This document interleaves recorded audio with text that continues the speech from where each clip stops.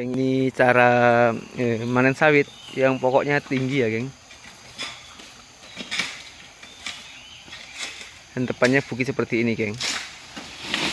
Tuh, ya kan. Tempatnya bukit, pokoknya tinggi. Tapi kenapa beliau masih memilih bekerja di Malaysia? Sementara di Indonesia pun juga banyak pekerjaan manen sawit.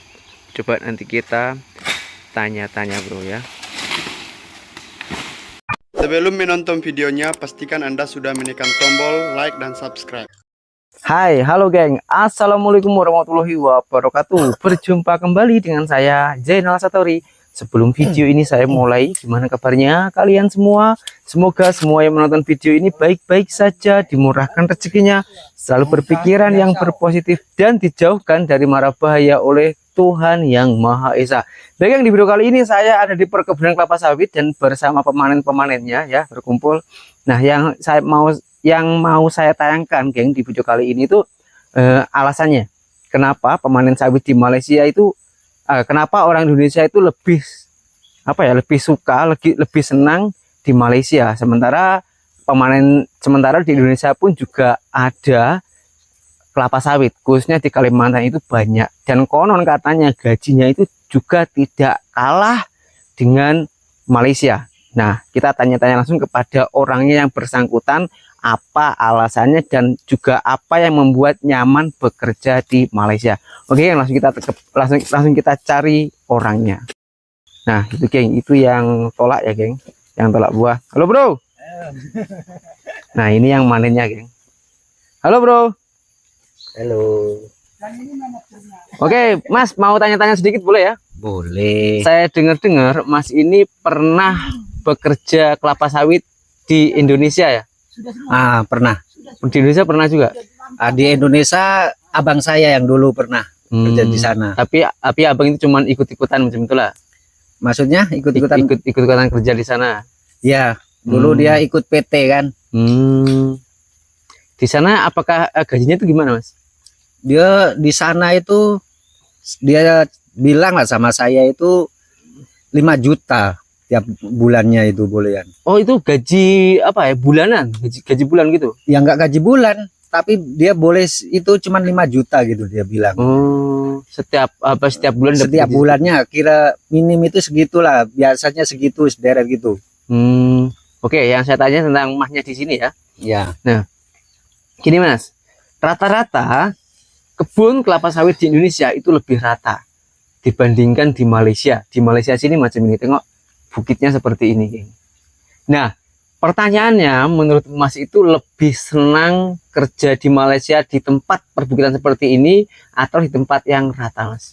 Ya, kalau ikut kan emang senang di sini kan. Kalau bukit macam ini kita buah tinggal gulik-gulik saja. Nah, lagipun sini jalan bukannya jauh-jauh, jadi senangnya itu. Kalau di Indonesia emang pakai pakai angkong kan? Angkong, ya. Angkong itu saya rasa lebih lambat. Masal rata kan, itu lebih lambat. Kalau jalan pun di Caka abang saya itu jauh-jauh. Kalau di sini 6 pokok kanan kiri dah jalan. Itulah kelebihan Kak sini itu, senangnya itu. Oh, lebih. Dan kalau masalah Mas, apa perawatannya gimana? Oh, kalau perawatannya jauh dari sana. Di sana itu pupuknya itu belum tentu. Kalau sini emang rutin 3 bulan sekali, itu rutin 3 kilo satu pokok. 3 kilo, 3 bulan sekali. Nah, 3 bulan. Kelebihannya kalau makan sebagai pekerja ya kan, ya. Dipupuk rutin sama tidak itu perbedaannya manen itu gimana? Oh ya, jauh kan. Kalau pertama kita motong lebih cepat, pasal pelepah lebih lembut. Oh. Nah itu. Keduanya buah pun besar, berat lagi kalau pupuknya kan banyak kan. Kalau pupuk tak ada, kita potong pun lambat, buahnya kecil-kecil, nak cari dapatan pun susah, pasal sini bukan kiretan dan kiretan kan. Oh. Kalau cara kerjanya sebenarnya sama ya, sama yang di Indonesia. Sama, tapi cuman kalau nak cari lebih di Indonesia saya rasa ya agak susah lah. Pasal kalau di sini buahnya lebih besar kan. Itu lebih besar, lagi pun potong dia pelepahnya lebih lembut lah gitu. Selain itu masalah penukaran mata uang ya. Nah, mata uang lagi. Mas itu di sini sudah berapa tahun? Ya kurang lebih 10 tahun gitulah. Wah, sampai segitu. Wah, Mas di kampung kaya lah. Ya kaya tak kaya tapi boleh cukup buat keluarga gitu. Boleh apa ya, memberi apa, menuruti keinginannya keluarga ya. Keluarga gitu. Kalau nak bilang kaya kita masih kerja berat juga. Tapi kalau nak bilang kurang kita boleh kasih makan keluarga juga. Jadi kita cukup gitulah. Kita tak boleh minta yang banyak-banyak. Boleh cukup pun dah alhamdulillah. Nah, alasannya Mas bekerja itu lebih nyaman di Malaysia, ya kan? Selain dalam pekerjaan itu sama bos itu gimana, Mas? Oh, masalah sama bos itu kan pasal kalau di sini itu kita bukan bos yang ngontrol, kita yang ngontrol. Jadi kita kalau tim masuk pusingannya kita harus masuk. Emang bos kalau belum masuk sudah masuk pusingannya telepon. Tapi kalau cuaca elok kita ya masuk. Tapi kalau cuaca tak elok bos tak ada komplain gimana-gimana. Kalau hujan musim hujan gitu tak ada bising. Udah tahu dah, dia pun pikir kalau Kuri sakit nanti lebih lambat lagi pusingan gitu. Jadi toke bos-bos ini itu semua begitulah. Kalau hujan dia bilang jangan pergi. Nanti kalau sakit, wah perhatian itu ya. Lebih lambat lagi. Itu kan pusingan. Jadi selain Mas itu di sini lebih bertanggung jawab, Mas itu juga seperti dihargai sama bos gitu ya? Ya kemungkinan bukan dihargai tapi sudah percaya sama kita gitu kan. Saling menghargai. Saling menghargai kan kita pun sama-sama menguntungkan kan. Oke pun dapat untung, kita kerja dapat untung, kita pun kalau kerja dapat untung juga. Jadi sama-sama menguntungkan. Namanya setiap manusia kan kadang-kadang mempunyai kebutuhan yang tidak kita duga, kebutuhan lebih banyak gitu kan. Ya. Kalau gaji belum keluar, lalu Mas itu pinjam kepada bos Mas, itu gimana reaksi bosnya? Oh, kalau itu emang bos ini semua baik. Kalau kita seakan nak pinjam 10 juta, gitu pasti dibagi. 10 juta? Nah, pasal apa? Kita kan toke itu tengok sama kerja kita kan sebenarnya. Oh berarti tengok orangnya ya? Tengok orangnya juga nak kasih pinjam. Kalau orang baru-baru tak mungkin. Tapi kalau kita sudah ikut sama bos itu lama, pasti dibagi. Pasal dia dah percaya. Gitu. Oke Mas, kembali lagi ke pertanyaan yang awal Mas ya. Ya. Tadi satu hari itu apa itu? Ini ya hasilnya manen tadi. Nah, ini udah lambat pusing nih jadi banyak biji yang gugur. Oh. Ini satu hari bisa mendapatkan berapa tan Mas agak-agak? Ya kalau 2 orang kurang lebih 5 tan gitu. Oh 2 orang ya? Nah, 2 orang. 5 tan buahnya macam ini geng. Ini sudah kira ujung Mas ya? Ya sudah ujung, pasal ini udah ujung lagi pun lambat jadi biji banyak. Oh biji pun dikutip juga? Biji mana yang boleh kutip lah, pasal tempat semak tuh pun tak bising kalau bersih. Kalau tempat tak semak emang kutip lah kita bukannya kutip itu takut sama toke, bukan, tapi kita sayang juga kalau tengok biji banyak gitu. Iya. Kita kan karena sudah manen itu tidak mudah ya. Ya kita kan bukannya kira tandan, kita kira tandan. Kalau biji, kalau saka 2 pokok 1 boni sayang juga kita tak kutip, itu udah nambah tan kan gitu. Ini Mas ini kerjanya di perseorangan berarti ya? Di perseorangan ini. Dan pokok setinggi ini tuh dihargai berapa Mas per tannya? Ini 40 kaki dibagi 80 ringgit. 80 ringgit. Itu kalau dirupiahkan sekitar 170 ya. 80 kali 3 lebih lah. 300 banyak ya. Ya kurang lebih dalam 300-an ya, dekat 300. 200 lebih lah. Nah, kalau masalah tema sakit atau namanya orang kadang kita kena duri atau gimana gitu Mas, itu reaksi bos gimana? Nah, itu bos pasti antar pergi klinik. Itu bos pergi klinik.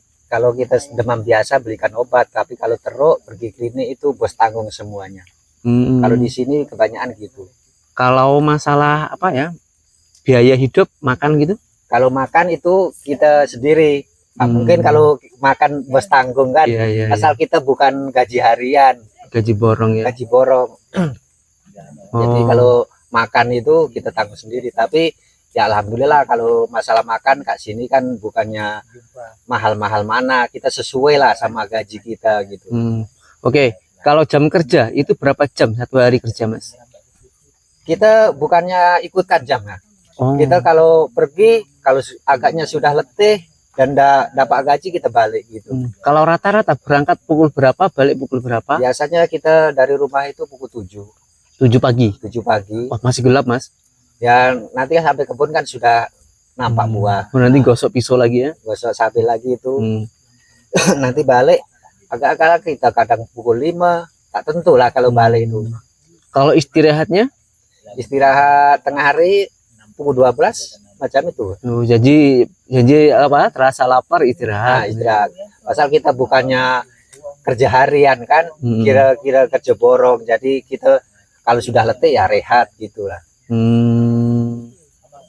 Semoga video ini bisa dilihat oleh para calon TKI, Mas ya. Karena video-video yang macam ini yang dibutuhkan para calon TKI, Mas. Kawan-kawan kita dari Indonesia. Ya betul itu. Itulah kalau orang nak masuk sini itu macam mana ya, kita harus siap semuanya lah. Siap mental, meninggalkan keluarga harus siap.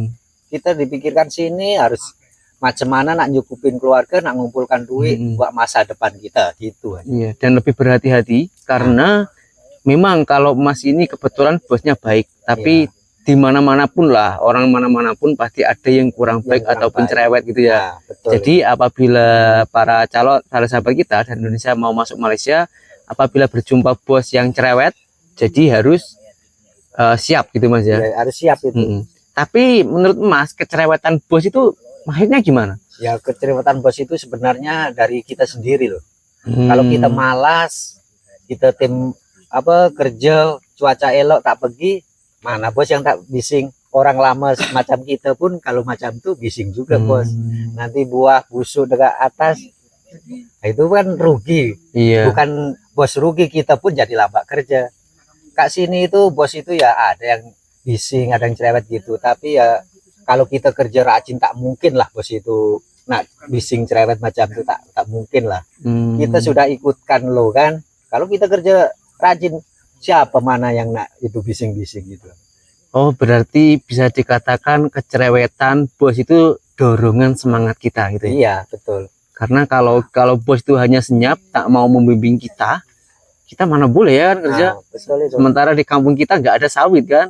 Lagipun kita dekat sini bukannya nak jalan, kita di sini itu nak kerja. Nah, itulah kalau kita di sini nak jalan, iya kita tak payah itu jalan sana jalan sini, tapi kita nak kerja. Lagipun kita ada tanggung jawaban harus yang dipotong.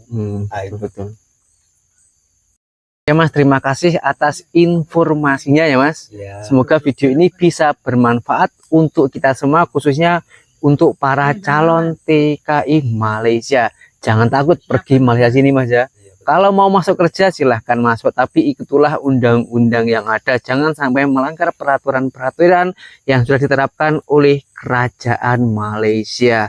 Kalau kalian melanggar, jangan salahkan Malaysia, tapi salahkan diri Anda sendiri. Semua itu tergantung pada diri Anda. Oke geng, berjumpa kembali di video saya yang selanjutnya. Saya Zainal Satori dan kawan saya ini juga mempunyai channel YouTube geng. Silahkan mampir juga. Namanya apa Mas? Arini Cecep. Arini Cecep. Berjumpa kembali di video saya yang selanjutnya. Assalamualaikum warahmatullahi wabarakatuh. Bye bye.